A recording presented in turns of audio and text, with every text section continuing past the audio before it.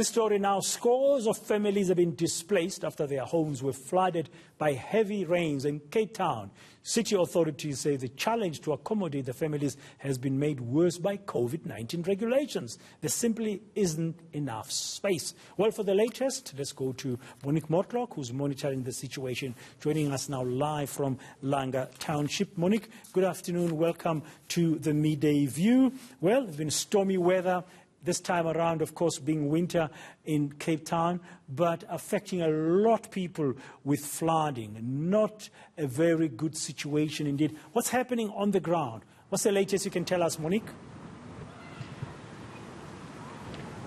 Well, the latest we've heard from the City of Cape Town, JP Smith, the MACO member there for security, and he told us that the city hasn't yet received any official requests from displaced residents seeking alternative housing. He said that in many cases the residents choose to stay with relatives or move elsewhere.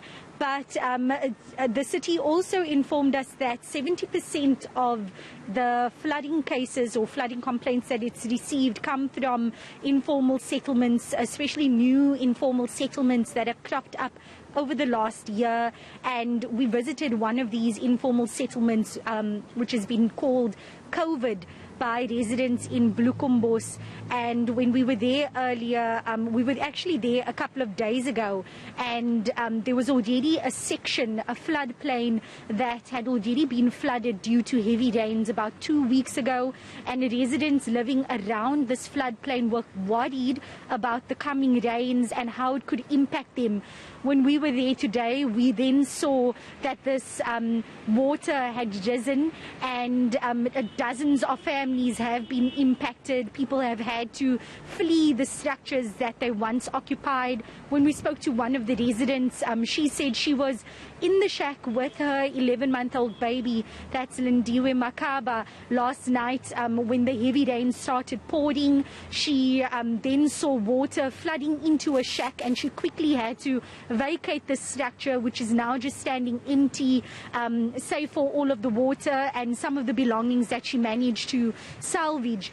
She has to now stay with her neighbor, but this neighbor's shack is also starting to flood now as as the winds cause the flood water to move and to rise even more.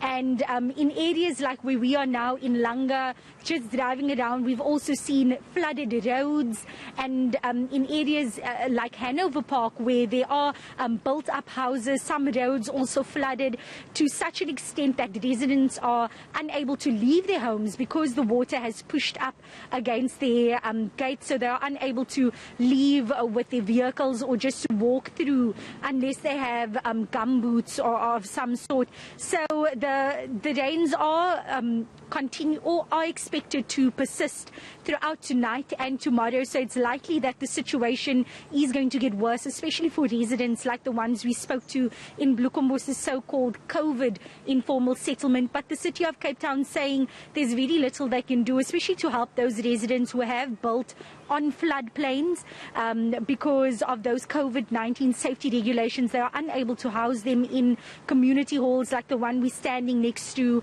as large gatherings aren't allowed. They do say that SASSA is supposed to be heading up humanitarian relief efforts. I have requested comment from SASSA, and hopefully we'll be getting that comment or that response soon as to what the plan is to help residents who are affected.